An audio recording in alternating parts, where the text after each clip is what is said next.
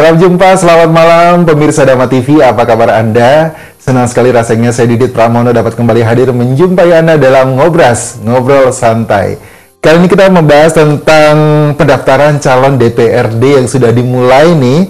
Dan namun apakah benar sudah memenuhi syarat dan siapa yang berhak mengawasi seleksi dari pencalonan DPRD tersebut? Tentunya di malam hari ini saya tidak sendiri, di sebelah saya sudah hadir Bapak Abdurrahman selaku Ketua Bawaslu Kota Batu. Selamat malam Bapak. Selamat malam Mas Didi. Iya, ketemu lagi Pak ya. Iya. Apa kabar hari ini Pak? Alhamdulillah sehat. Oke.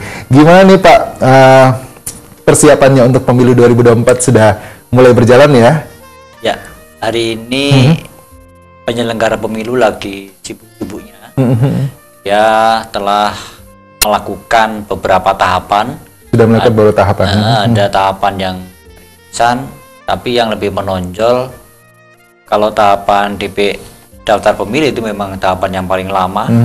Sedangkan yang akhir-akhir ini menonjol adalah tahapan pengajuan bakal calon anggota legislatif.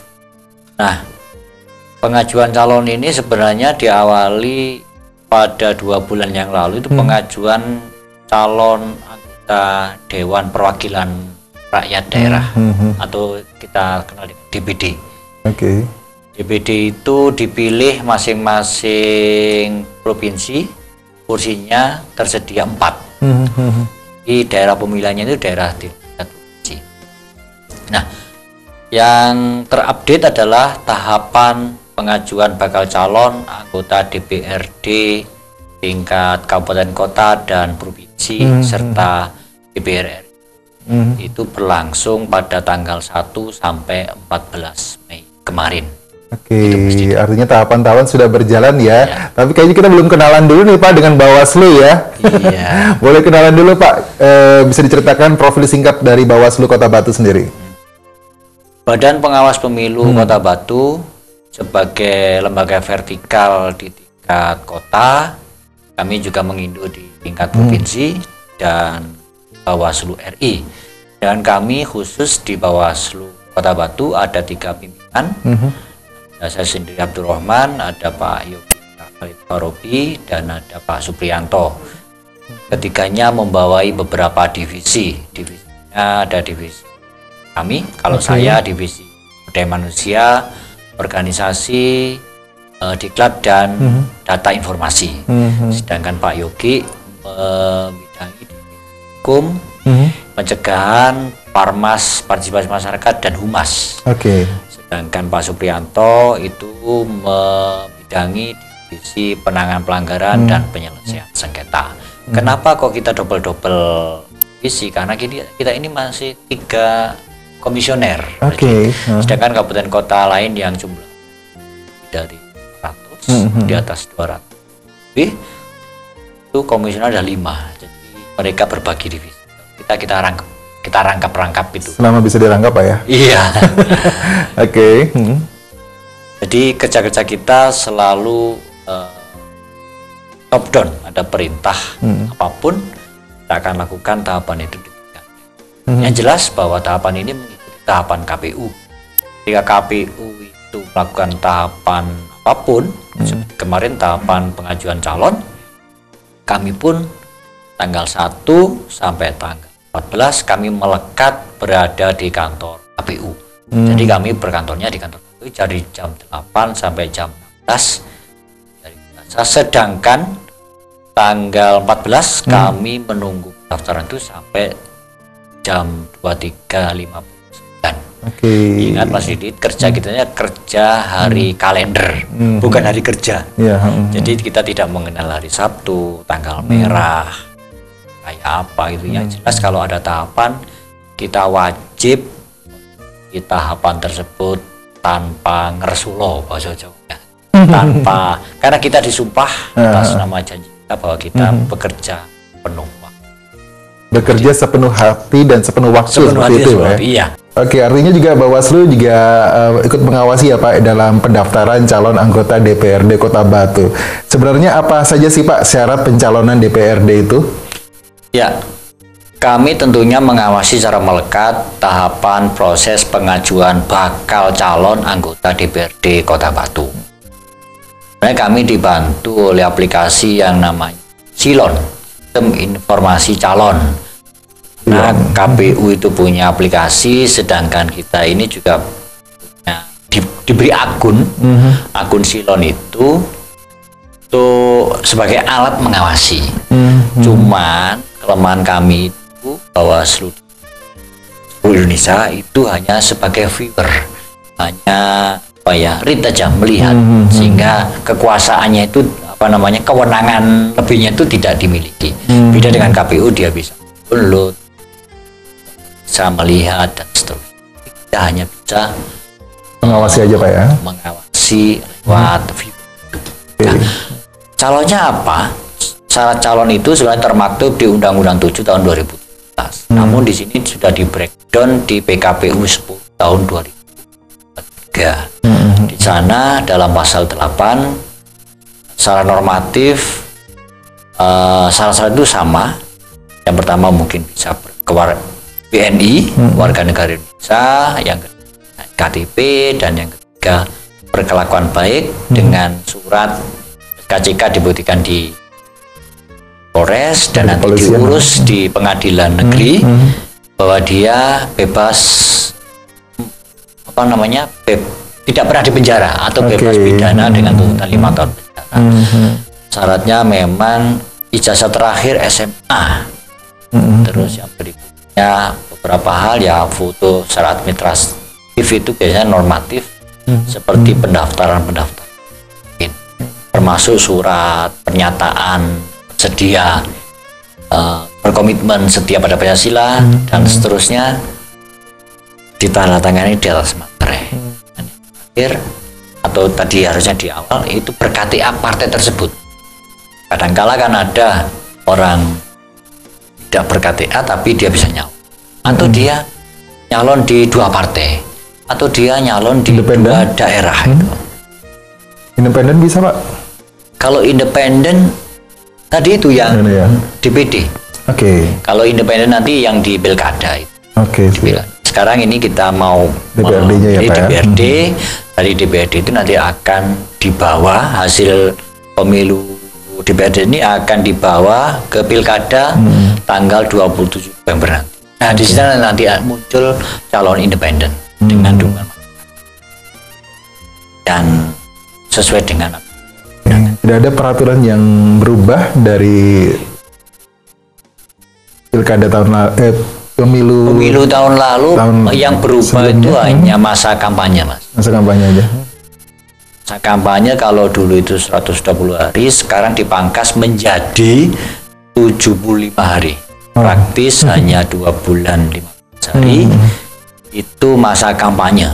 Jadi masa kampanye ini akan jatuh pada tanggal 28 November tahun 2003. Tapi sebelumnya itu ya tahapan pencalonan kita matangkan dari calon yang masuk. Nanti tahapannya adalah diverifikasi secara administratif. Apakah ijazahnya benar, tidak palsu, fotonya benar, tidak terlalu cantik atau tidak terlalu ganteng gitu. Apanya Pak fotonya? Fotonya kan pernah dulu juga foto itu harus tanpa edit. Seperti calon DPD itu kan muncul wajah. Betul. Suatu ketika konon di Nusa Tenggara berapa itu, Nusa Tenggara Barat atau apa itu wajahnya cantik sekali, melebihi dari aslinya itu. Gitu. Jadi tingkat keterpilihannya itu ya tinggi Pak ya. Iya. Karena dia menarik perhatian orang pemilih Pak ya. Jadi memang ada syaratnya itu, Mas. Diedit berapa perlakuan, 3 editan atau apa supaya kalau hitam ya hitam. Tidak usah, natural saja, supaya orang itu faktual bahwa dia yang kita pilih. Tuh. Menarik sekali Pak ya, dari foto juga sudah menjadi persyaratan ya. Iya. Setelah vermi nanti, vermi administrasi, nah kita fungsinya mengawasi di situ. Kita awasi apakah poin-poin yang saya sebutkan tadi tidak ada kepalsuan, tidak ada apapun. Nanti kalau kita ngawasi itu kita tuangkan di form A. Ada kejadian nyata pada saat itu, pada hari itu KPU melihat verifikasi itu yang nanti kita tuangkan di form A Oke. sebagai bahan pengawasan kita. Baik Pak Rohman, kita nanti lanjut lagi ya tentang bagaimana peran Bawaslu dalam mengawasi pendaftaran calon anggota DPRD Kota Batu. Jangan kemana-mana, pemirsa Dama TV, kami akan segera kembali sesaat lagi.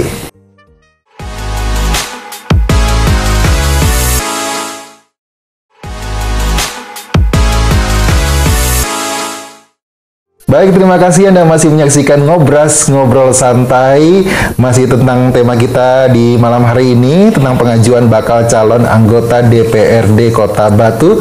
Dan masih bersama kita di sini ada Pak Rohman, selaku Ketua Bawaslu Kota Batu. Tadi sampai tentang syarat pencalonan DPRD ya Pak ya? Iya. Bisa dilanjutkan kembali Pak? Ya, tadi kita sudah sampai pada verifikasi administrasi. Oke. Setelah verifikasi administrasi, itu peluang kita sebagai pengawas itu masuk di situ.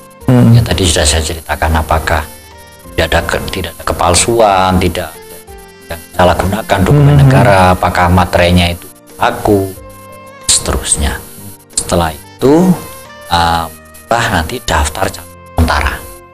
Daftar calon sementara. Ketika DJS itu muncul, maka di situ ada peran masyarakat akan mencermati calonnya. Ternyata calon ini tidak baik, ini baik ya. Itu silakan secara terbuka KPU memberikan masyarakat apakah calon tersebut sudah layak dipilih.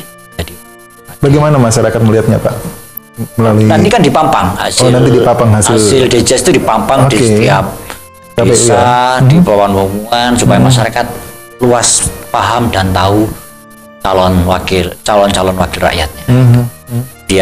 Pasti dia akan tetangganya atau tetangga desanya, saudaranya, itu pasti rekam jejaknya itu pasti orang paling dekat itu juga mempengaruhi lanjut tidaknya Pak ya? Ya bisa jadi, Pak ya. Tapi kalau sebagai calon ya kalau dia AP dan secara administratif dia lolos ya tetap dia bisa mencalon. Nah, tanggapan masyarakat itu menjadi masukan saja. Biasanya nanti disampaikan parpol calon musim bulan itu seperti masukan dari masyarakat itu disampaikan langsung ke parpol masing-masing seperti itu Pak ya. Nanti ada tukar calon atau ada pil, itu masih ada peluang seperti itu Mas. Atau orang yang pindah partai terus mau nyalonkan di partai tersebut, ya, kemungkinan. Oke, baik. Siapa sih Pak yang berhak melakukan pengawasan dari seleksi calon anggota DPRD ini Pak? Ya kalau pengawasan tetap ranahnya di kita, karena itu bagian dari tusi kita. Kalau ada tahapan itu pasti kita. Cara melekat, kalau melekat itu dimanapun KPU beraktivitas di situ kita ada. Ibaratnya kalau KPU itu masuk lubang semut, kita juga masuk lubang semut. Apakah ada peraturan dalam pencalonan DPRD tersebut Pak? Lebih jelasnya seperti apa Pak? Ya kalau peraturan tetap mengacu pada PKPU tahun 2003. Karena sudah saya kan aturan, tata cara, dan prosedur pencalonan. Dan jelas yang mencalonkan adalah partai yang Bawaslu sebagai pengawas ya Pak. Apakah ada filosofi khusus nih Pak dari Bawaslu sebagai pengawas, semacam slogan misalnya? Iya, untuk slogan kita pada pemilu ini, sebenarnya kita ini organnya pengawas. Kita yang pertama mengawasi. Jika mengawasi ya ketika ada aktivitas tahapan pemilu, peserta pemilu ya kita awasi sebagai atas tahapan pemilu. Kita hadir pada saat ada kampanye, kita hadir. Ketika ada forum warga, kita hadir sepanjang kita diundang. Kecuali kalau memang internal partai dan kita tidak boleh masuk. Karena memang kita sadar marketingnya partai itu kan macam-macam, beda macam. Jadi ada ranah yang kita jago dan yang tagline kita adalah ayo awasi bersama. Soalnya kita ngawasi, kan pengawas ini, Bawaslu ini ngawasi juga kewalahan. Kewalahan karena berdaya kita terbatas dan sedikit. Maka kita kembangkan, kita kerjasama dengan KP, Ormas, masyarakat, pers untuk memantau jalan pemilu. Kita makan dengan pengawasan partisipatif. Bagaimana masyarakat itu ikut mengawasi juga.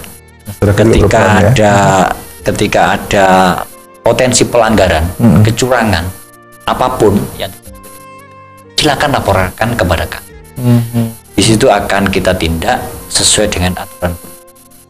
Laporkan di tingkat TPS, di pengawas kita. Laporkan di tingkat desa, ada PKD kita. Itu juga di kecamatan dan di kota. Itu Mas. Seperti itu tahapannya Pak ya. Terus adakah tahapan selanjutnya nih Pak, setelah bakal calon legislatif ini sudah terdaftar tadi, sudah menjadi ini Pak ya? Ya, setelah DCT daftar, setelah nanti DCS ya, terus berikutnya daftar calon tetap. Setelah daftar calon tetap, tentunya tahapan berikutnya tahapan kampanye. Disitulah start marketing pemilu, marketing kampanye itu bekerja ya. Sedangkan apa yang dilakukan sekarang yang viral, ada banner, ada sosmed, sekarang kita tidak bisa jangkau penindakannya. Karena memang aturan itu belum ada. Kalau di Kota Batu, pemasangan banner, pemasangan peraga kampanye itu bergantung pada perwali yang ada di Kota Batu.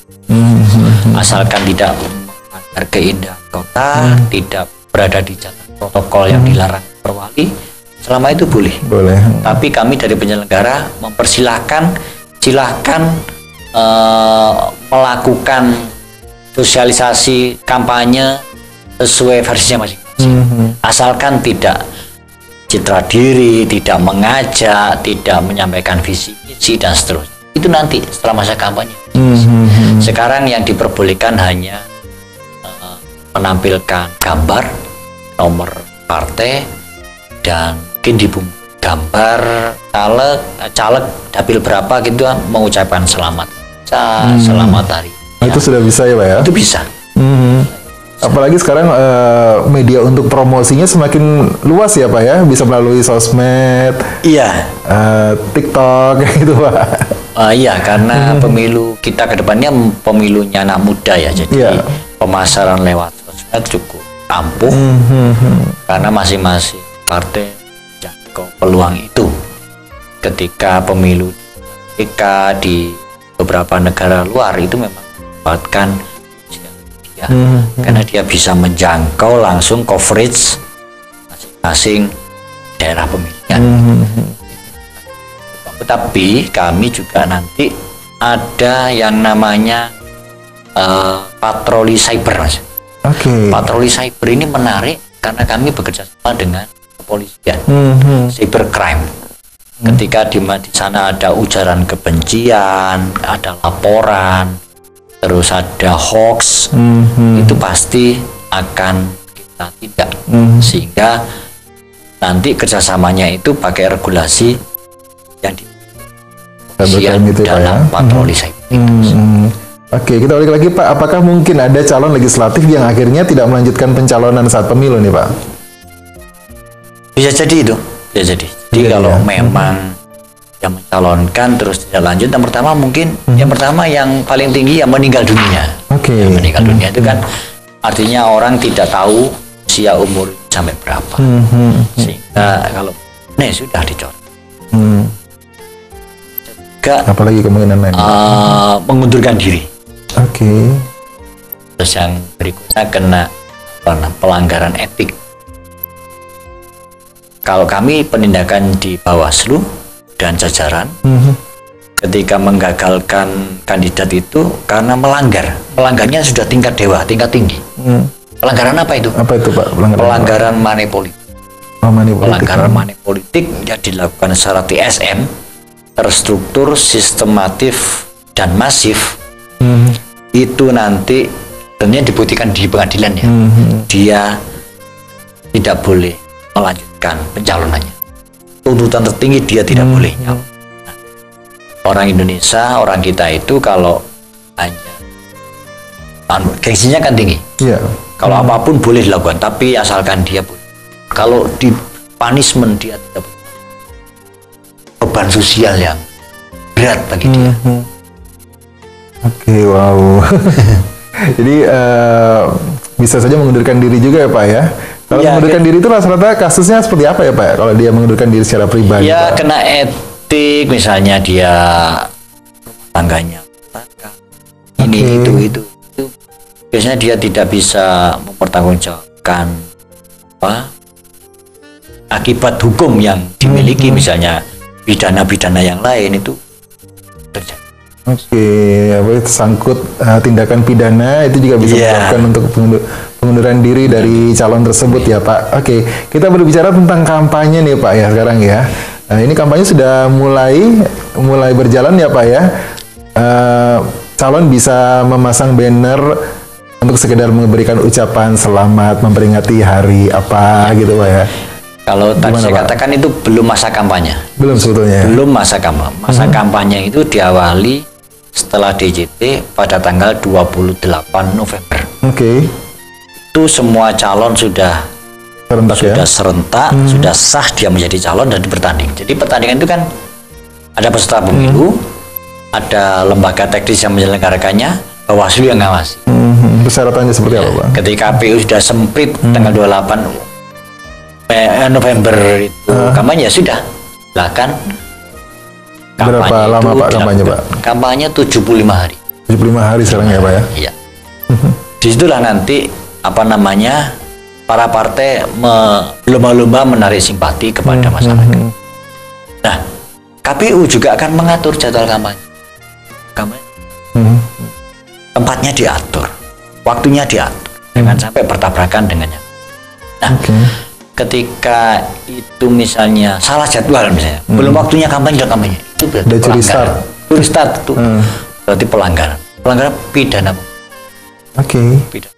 Nah, kalau pidana pemilu kita bantu sentra di sentra itu ada institusi kami di Bawaslu, lalu yang kedua ada kejaksaan, ada polisian. Itu di ranahnya pidana pemilu atau reskrim. Kalau dari Polres itu reskrim, dari kejaksaan pidana umum. Ancamannya penjara Pak? Bagaimana? Ya sekali lagi kalau sudah bicara dengan polisi, kejaksaan pidana itu sanksi dendanya itu ada, kurungan dan denda Pak ya? Denda. Adakah kriteria khusus Pak untuk kampanye terselubung Pak? Ngomongin tentang kampanye terselubung ini seperti apa Pak?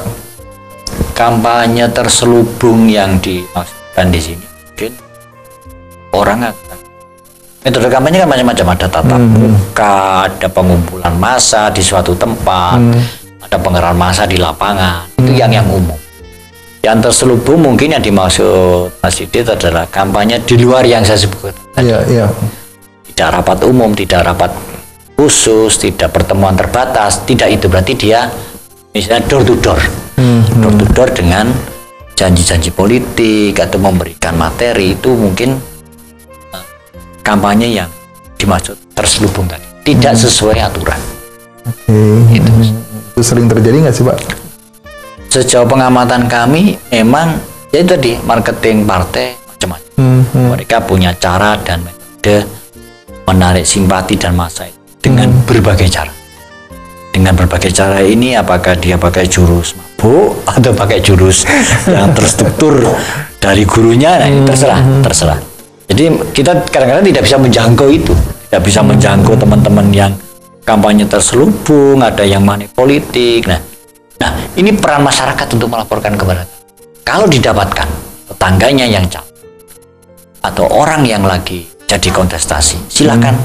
Kalau saya mencurigakan, laporkan kepada kami. Tidak terkecuali paling tidak pakai kasih yang kita kirimkan. Ada Siwaslu, sistem informasi pengawasan pemilu, itu ada kita. Jadi tinggal WA, tinggal ngisi aplikasi itu sudah nyampe ke kita. Oke, laporannya. Maka tindakannya kita sesuai dengan namanya apa? Informasi awal buat kita untuk menelusuri lebih lanjut. Gitu. Oke, Pak Roman, nampaknya kita semakin seru ya perbincangan kita di malam hari ini.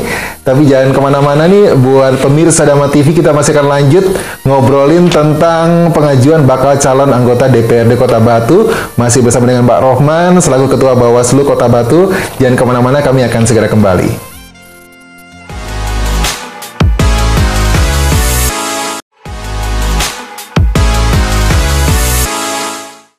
Terima kasih Anda masih menyaksikan Ngobras Ngobrol Santai, dan kita masih membahas tema kita di malam hari ini, yakni pengajuan bakal calon anggota DPRD Kota Batu.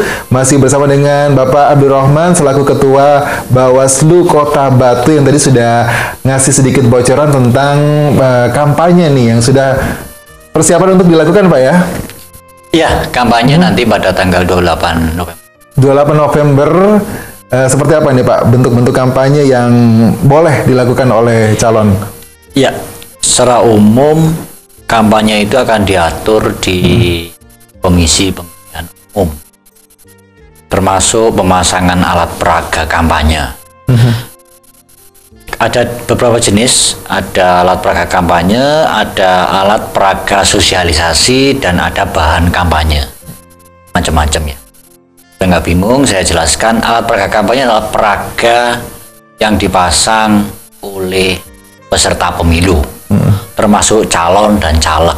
Itu boleh memasang dengan ukuran dan tempat yang disepakati pada saat plenum di KPU. Ukuran juga ada ketentuannya Pak ya? Stiker itu ada diatur, ukurannya berapa, banner berapa, jumlahnya juga berapa. Jadi kontestasi ini harus berlangsung jujur, jangan sampai nanti tidak ekivalen dengan dana kampanye yang dilaporkan. Jadi para caleg partai itu punya dana kampanye. Jadi jangan sampai dana kampanye itu ternyata besar, pengeluarannya kecil. Atau dalam rekening itu tidak ada dananya, ternyata kampanye mendatangkan artis gitu, atau wah gitu, panggung nasional. Ini juga kami pelaku Bawaslu mencermati. Termasuk melibatkan artis juga ada peraturannya Pak? Untuk masyarakat.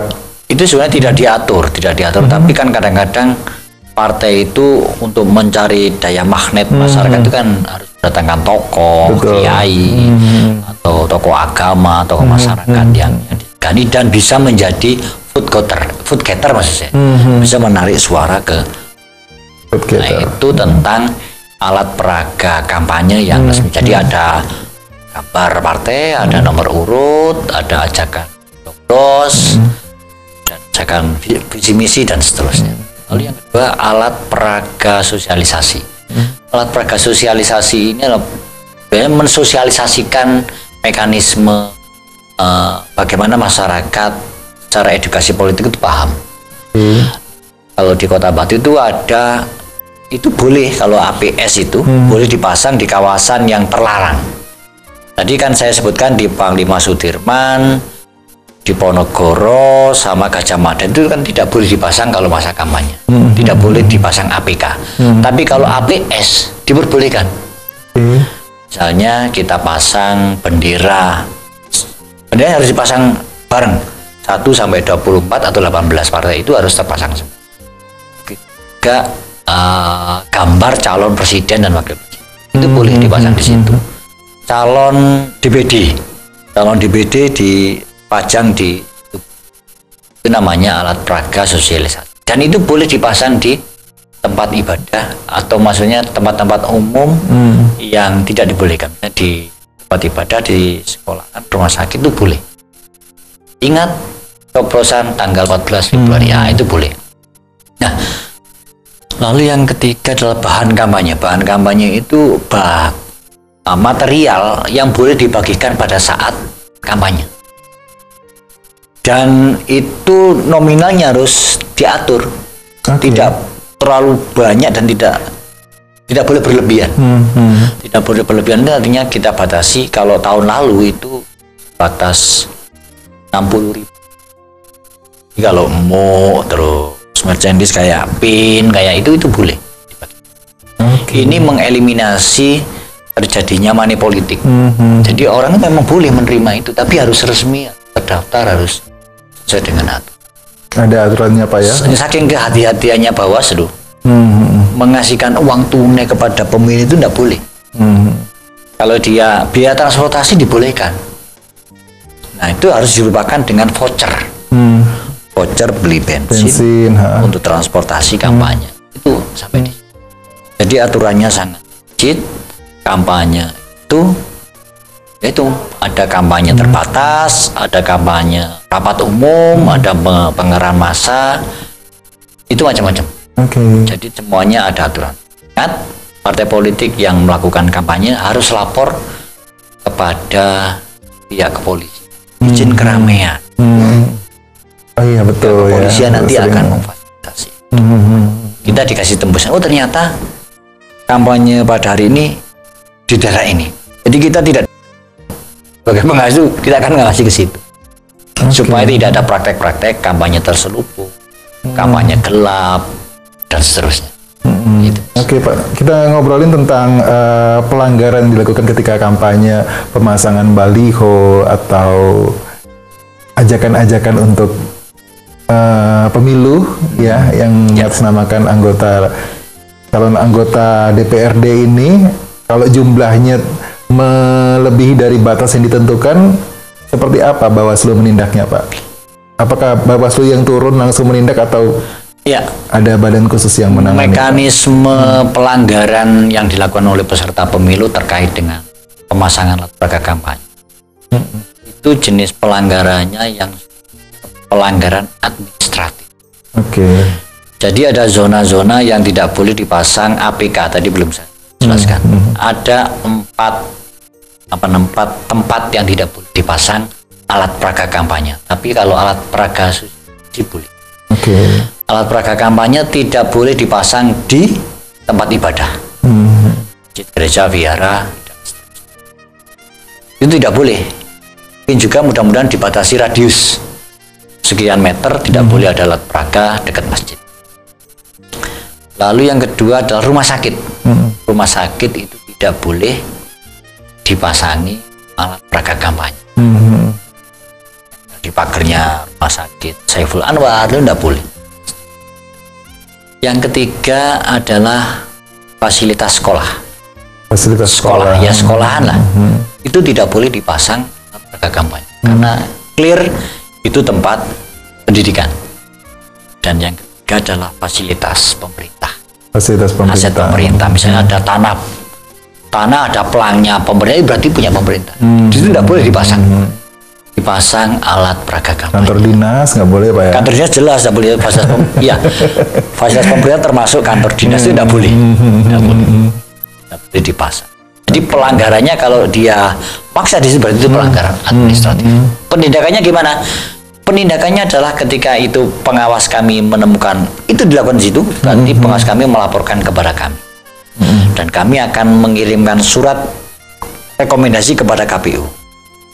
Hai KPU, partai X ini melanggar di sini. Silakan diberitahukan kepada mereka. Meskipun juga partai politik itu kita kasih tahu kalau itu melanggar. Nah setelah itu dikasih waktu 3 kali 24 jam untuk memindahnya. Oh ternyata tadi di masjid ya misalnya suruh pindah, aman, APK-nya masih utuh, bisa ditempatkan di tempat yang lain. Nah beda teman-teman partai ini, diabaikan, biarin sekitar Bawaslu yang membereskan. Sebenarnya kita ini bukan lembaga pembersih banner, bukan.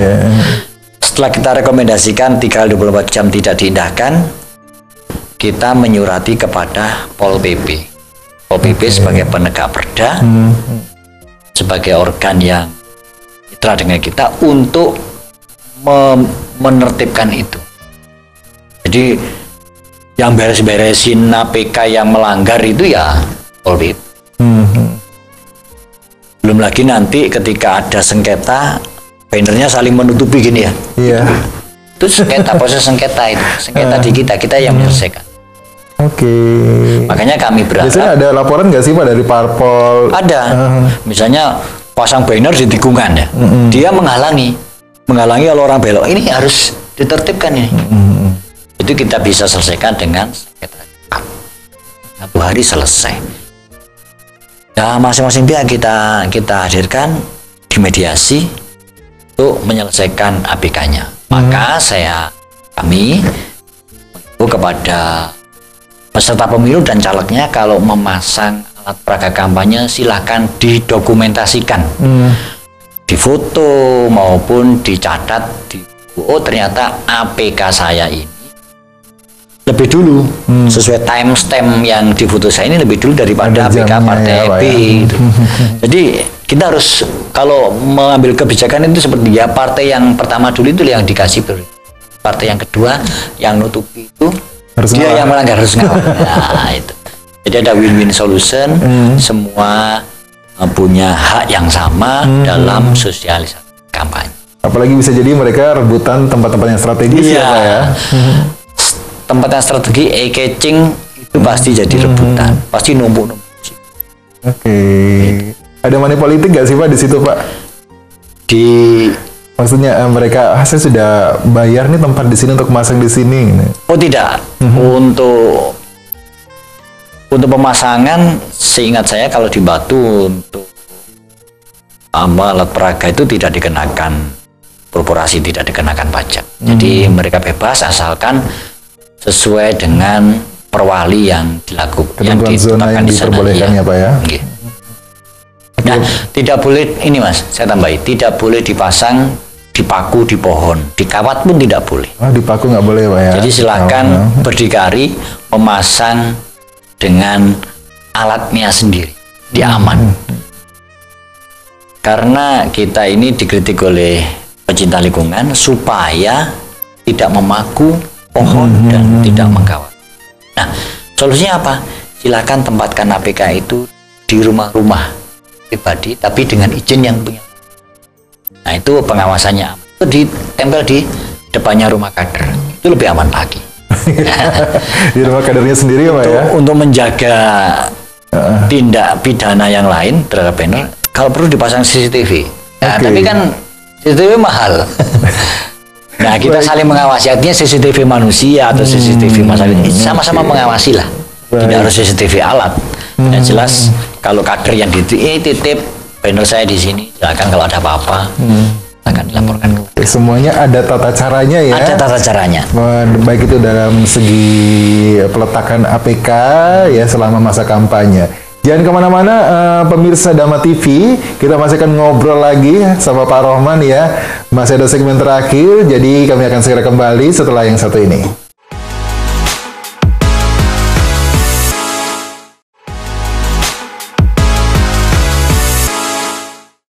Terima kasih Anda masih menyaksikan Ngobras Ngobrol Santai, masih membahas tentang tema kita di malam hari ini, pengajuan bakal calon anggota DPRD Kota Batu, masih bersama dengan Bapak Abdul Rohman selaku Ketua Bawaslu Kota Batu. Tadi kita udah ngobrolin tentang aturan main Pak ya.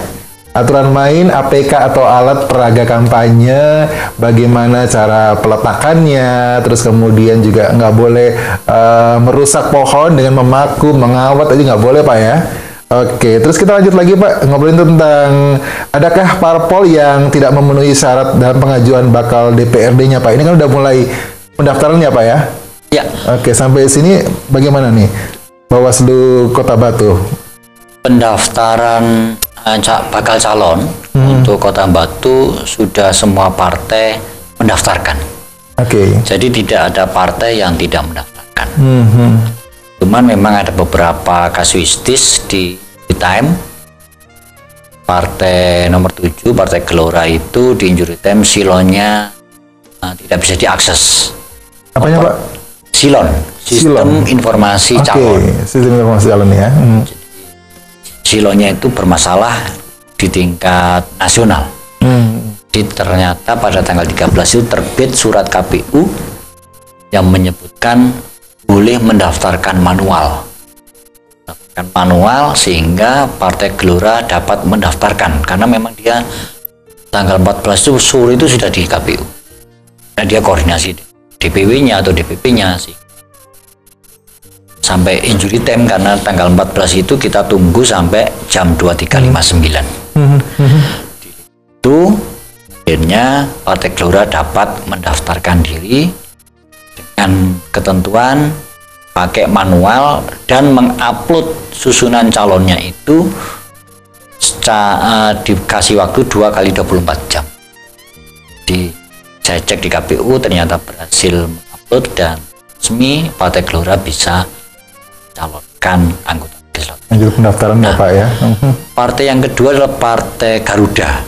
Oke. Partai Garuda sejak tanggal 14 sore itu sudah berada di KPU mendaftarkan.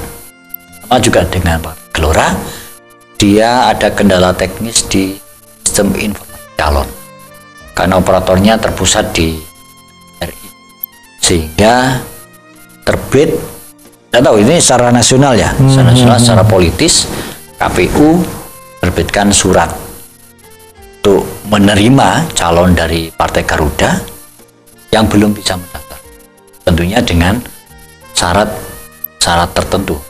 Sudah berikat mendaftarkan pada tanggal 14, karena kendala silon akhirnya dia tertutup. Sepertinya juga tidak Partai Garuda saja, pada surat KPU itu ada partai yang lain. Khusus di Batu memang Partai Garuda. Ya, pada tanggal 17 pasca terbitnya surat KPU tersebut, Partai Garuda diterima daftarkan Batu dengan kelonggaran harus memperbaiki, kalau memang ada perbaikan itu 5 kali 24 jam. Jadi agak longgar lah. Nah, setelah itu ada salinan, ada berita acara dari KPU bahwa seluruh partai sudah mendaftar. Jumlah caleg yang mendaftarkan diri sebanyak 433 orang untuk memperebutkan 30 kursi di Kota Batu. Wow. Seluruh partai sudah daftar ya Pak ya? Semua partai sudah mendaftar. Jadi kalau di persyaratannya itu kan 100%. Di masing-masing partai maksimal mendaftarkan calonnya 30 calon. Sedangkan memang tidak semuanya partai itu 30, ada yang 28, ada yang 6, ada yang 18 itu. Jadi tidak full 30. Partai-partai tidak menjadi masalah itu Pak ya? Tidak masalah. Nanti akan ada perbaikan. Tapi untuk menambah jumlah lagi tidak bisa. Kalau misalnya dia hanya 28, ya sudah 28. Apakah calon DPRD ini harus memiliki jumlah pendukung tertentu Pak sebagai persyaratan? Bukan, tidak. Jadi itu mungkin persyaratan yang harus dimiliki oleh calon DPD, Dewan Perwakilan Daerah. Kalau di Jawa Timur itu harus minimal memiliki dukungan suara atau dibuktikan dengan KTP itu sebanyak 5.000 ya minimal ya. Kalau di Batu ya sesuai syarat-syarat yang diberdasarkan undang-undang, tidak ada syarat ketentuan harus memiliki masa sekian, tidak. Kemungkinan apakah masih efektif Pak calon DPRD ini melakukan money politik Pak? Money politik memang masih menjadi topik menarik. Dan ini Bawaslu kalau khusus di Batu memang menempatkan ini menjadi kerawanan yang paling tinggi. Kerawanan pemilu yang diperhatikan, kerawanan money politik. Nah, sama seperti tadi. Selain money politik, kerawanan yang lain adalah tingkat kontestasi yang cukup keras. Karena jumlah calegnya 433, jumlah kursi yang diperebutkan 30. Di hampir sekian persen, satu kursi diperebutkan oleh berapa calon itu. Hampir sekali. Nah, kembali ke money politik. Sekali lagi, money politik dilarang untuk dipraktekkan karena di sana mengandung unsur pidana pemilu. Seperti kita ketahui, pidana pemilu itu akan kita tindak bersama-sama dengan teman-teman kejaksaan dan teman-teman di kepolisian yang tergabung dalam ya kita sebenarnya kalau mau nyalon ya harus percaya diri, dia harus punya modal sosial, tidak harus pakai modal uang. Uang memang benar untuk biaya alat peraga dan seterusnya, tapi kalau hanya untuk memberikan uang itu kepada pemilih, ini yang sebenarnya kita larang. Itu jadi kayak apa sih Pak? Kayak tradisi, kayak mindsetnya dari masyarakat. Wah, orang ini nggak ngasih duit, masa milih kayak gitu Pak? Justru waktu tempo hari kita Bawaslu itu, kalau kita minggu tenang itu banyak ada patroli Mas. Oke. Patroli pengawas, patroli hari tenang. Patroli hari tenang ini, kita ini malah dianggap oleh masyarakat gara-gara Bawaslu ini kita nggak dapat nggak dapat tambahan, nggak dapat ini ya. Padahal ya kita tahu lah ada yang udah dapat bertumbuh-tumbuh berulang-ulang, mana yang besar dipilih, itu omongan yang masyarakat kita. Tapi itu harus diubah tidak apa-apa ya. Kita ini menghalang-halangi orang dapat rezeki, tapi mari kita coba tanamkan pada diri kita ini milik orang. Toh uang yang kita terima misalnya 100.000, 200.000 itu dalam 1, 2, 3 hari habis. Tapi masa jabatan kita pilih atas dia manipuli tadi, dia berkuasa selama 5 tahun. 5 tahun apa yang dikendaki? Barangkali dia nyari balik modal nyari pilihan dan seterusnya, itu kita tahu. Wallahu a'lam. Jelas masyarakat mohon jangan terima uangnya, jangan pilih orangnya, karena orang seperti itu pasti punya motivasi. Money politik nggak boleh, tapi kalau kayak sembako atau sama itu Pak, itu tuh masuk juga ya Pak ya? Material itu tidak boleh. Janji politik manis juga dilarang. Janji politik manis seperti apa Pak kriterianya Pak? Nanti kalau saya jadi, saya bangunkan ini. Malah di media kemarin kampungnya di media kemarin ada caleg yang membantu dan bisa meloloskan masuk surga. Ini kan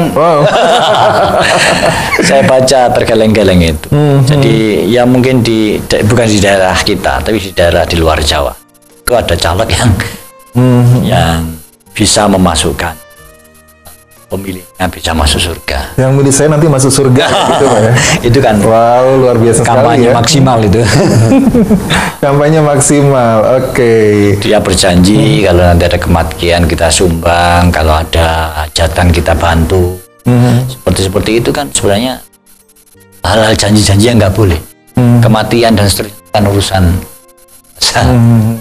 Pak, untuk calon yang ingin kampanye ke tempat-tempat ke suatu daerah, ke desa, apakah itu ada jadwalnya ya Pak? Jadi, supaya mereka itu tidak bertabrakan. Iya, untuk kampanye yang terstruktur memang harus terjadwal. Tapi untuk sosialisasi misalnya si caleg door to door monggo. Itu tidak terjadwal.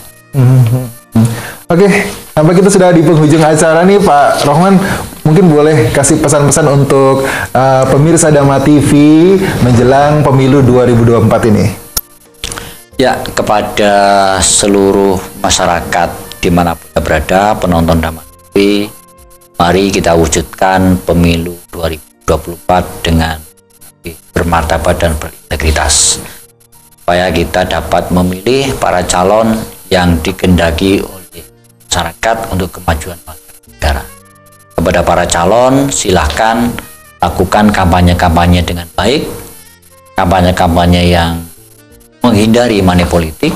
Jangan sampai pemilih digoda oleh materi, digoda oleh uang untuk negara. Dan jadikan kontestasi ini menjadi perlombaan. Siapapun yang menang, dia menang dengan bermartabat. Istilahnya adalah kalah terhormat, menang bermartabat.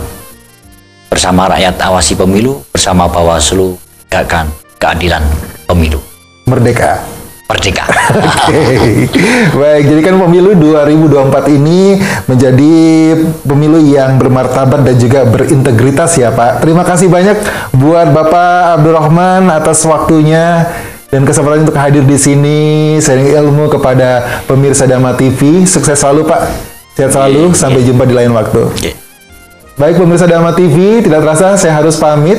Saya Didit Pramono beserta kru yang bertugas mohon undur diri. Terima kasih atas kebersamaan Anda. Sampai jumpa, selamat malam.